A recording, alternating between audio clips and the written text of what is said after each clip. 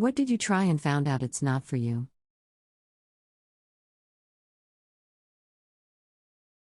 Meth. Worst experience I've ever had in my life. So glad I wasn't one of the ones that get hooked on that shit. Being a teacher. I love the teaching. I hate being a teacher. Edit. The funny thing is that I'm still teaching. We'll be changing after this school year is done. Do I know what to? Not really, but I shiver at the thought of another 30 years to go. Edit 2. I've seen tons of questions and I'll put it this way without going too deep, it's not you, it's me. I need to work on me right now. Being a crime scene investigator. I have a bachelor's degree in forensics. I got hired in my dream position at 23, just 2 years after I graduated.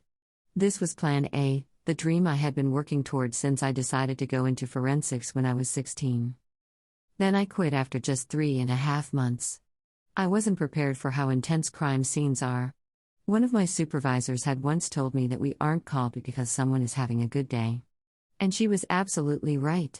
There are so many players and so many moving parts. I was overwhelmed with what I was expected to know and remember.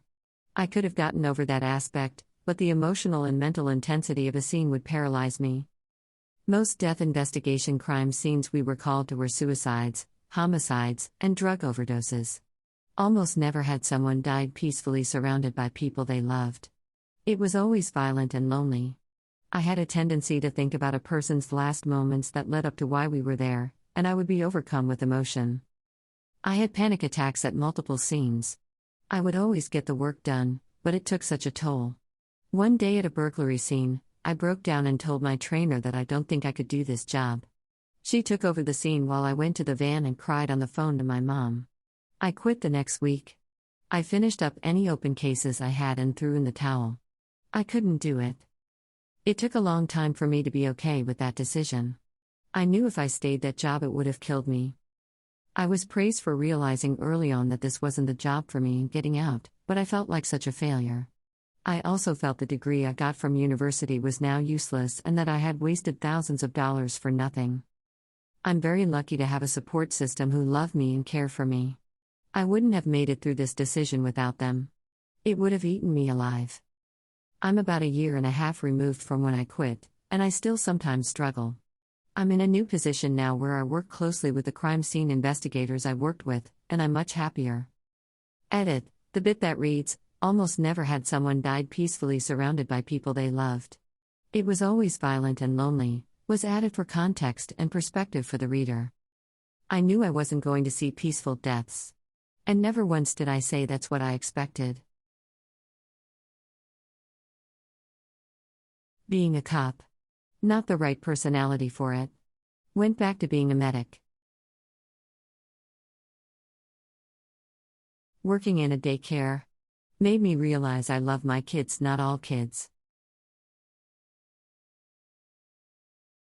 Cocaine and bungee jumping. I tried meth twice. And it was the same both times. I felt more alert kinda, I could concentrate on things better, but I didn't feel anything else really. I felt my personality was little more cold and I didn't care too much about anything. I didn't get the euphoria and anything that made me want to do it again. I just don't get it why people like it so much. I do benefit from ADHD medicine, so I'm thinking it's that. But yeah. To and through, thank you. The hospitality sector. Browsing DeviantArt. Being a fucking people pleaser. I tried a sensory deprivation tank because I thought it would be therapeutic, etc., and it devolved into a panic attack. I really tried to ride it out, but 15 minutes and I crawled out crying and shivering. Apparently some of us need to feel connected to our senses to feel real. Also the salt burned the shit out of my scalp. Wear a swimming cap if you're gonna try it. Office jobs. Meth. Casual hookups. A committed relationship is far less stressful and more satisfying. Edit. Thank you for the gold, kind stranger. I wasn't expecting this to blow up. I guess I should elaborate further, but I think quite a few of you already have a solid idea as to why. I've got no issue with people that do find satisfaction from casual sex. For some, it can even be liberating. Different strokes for different folks. But our society puts casual sex on a pedestal while also being contradictory and shaming the people who do frequently engage in it. It is what it is. Personally, engaging in the perpetual chase for finding partners that I will only meet for a few-hour romp, and then have minimal or no contact at all, results in lots of stress and mediocre sex. As an introvert, I found that it was far more satisfying to have a committed partner that knows me and whom I can get to know over time. Not having the specter of needing to perform well also makes the activity more relaxing. And I see you demi folk in comments here. Although I don't identify as such, I am dating a demi woman. We are both in our 30s and she has taught me a lot about non-sexual intimacy after nearly a lifetime of mixed contradictory messages. Scuba. I love the water. I've been swimming since I was a tot. But the part of my brain that says breath said no when I was underwater for any more than 10 minutes. I went out to do my qualification dive, made the swim to the buoy, and on the return trip I left the water and informed my instructor. He was there with another couple for their second checkout dive, and so finished with them and we all went home. I wish I could have done it. He even told me I had a year to come back and try it again. I drove by his storefront every day on the way to and from work and was never once tempted to stop in.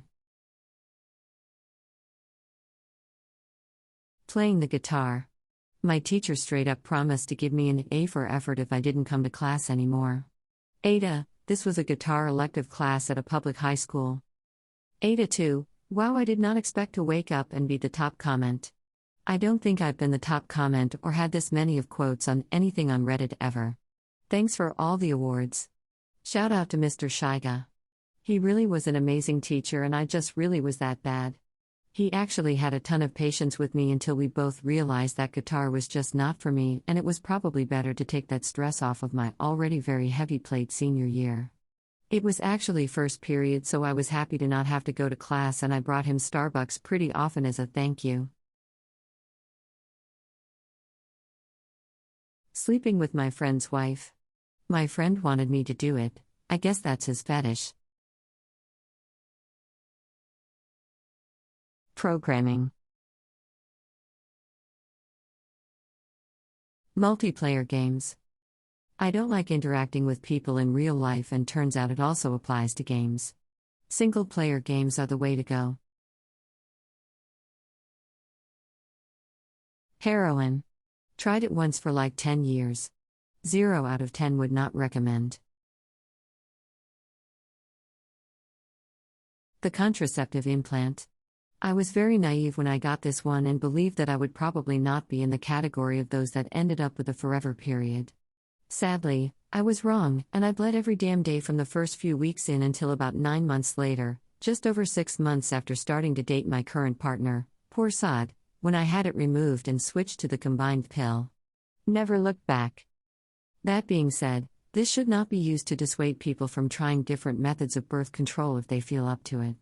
But definitely research the effects and take some time to decide what's right for you. Polyamory. Being a responsible adult, it's fucking shit. A gay relationship. Always been kind of attracted to men, so went out on a couple dates with men that were so-so.